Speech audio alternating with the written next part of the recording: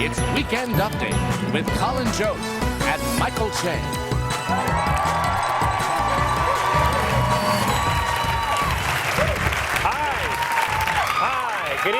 Good evening, everyone. Welcome to Weekend Update. I'm Michael Che. And I'm Colin Jost.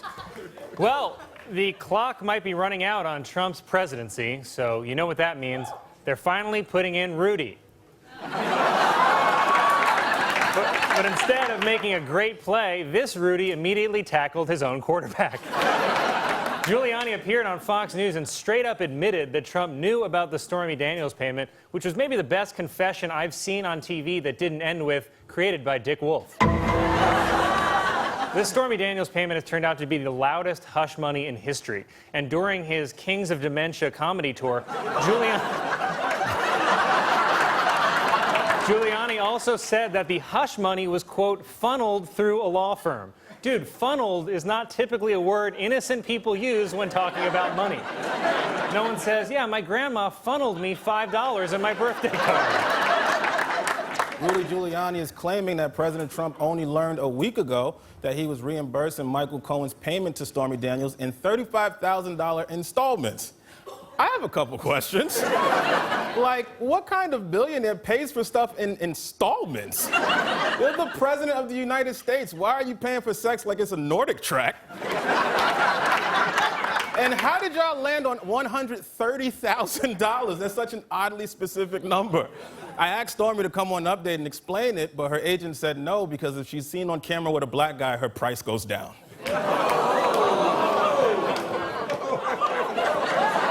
That was the part. Michael Avenatti, the lawyer for Stormy Daniels, said that he was speechless after Giuliani said that Trump reimbursed Michael Cohen. In fact, Avenatti was so speechless that night, he only appeared on 20 shows on 6 different networks.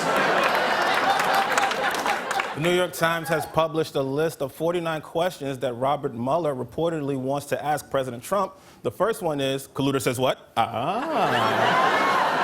Trump is calling this probe a trap, but questions are only a trap if you're lying. If you were to ask your husband, where were you last night? And he said, bitch, you trying to trap me? He's probably lying.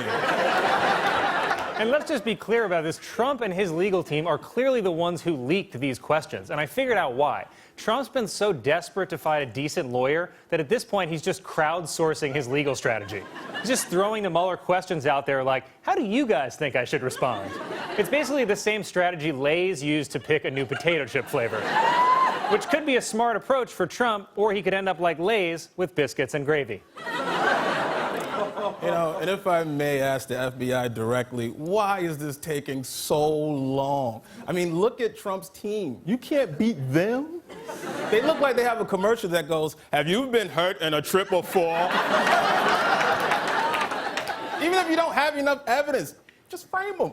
Whatever happened to that?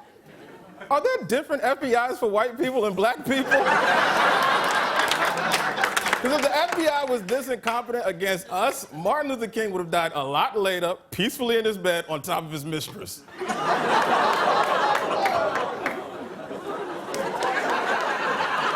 This week, President Trump's former doctor, who, by the way, I loved on Twin Peaks, said that the 2015 letter, which described Trump as the healthiest individual ever elected president, was dictated by Trump himself, which also explains why Trump's blood pressure was listed as haters over losers. White House lawyer Ty Cobb has announced that he will be stepping down at the end of May. Cobb will return to his old job of challenging you to a hot air balloon race around the world.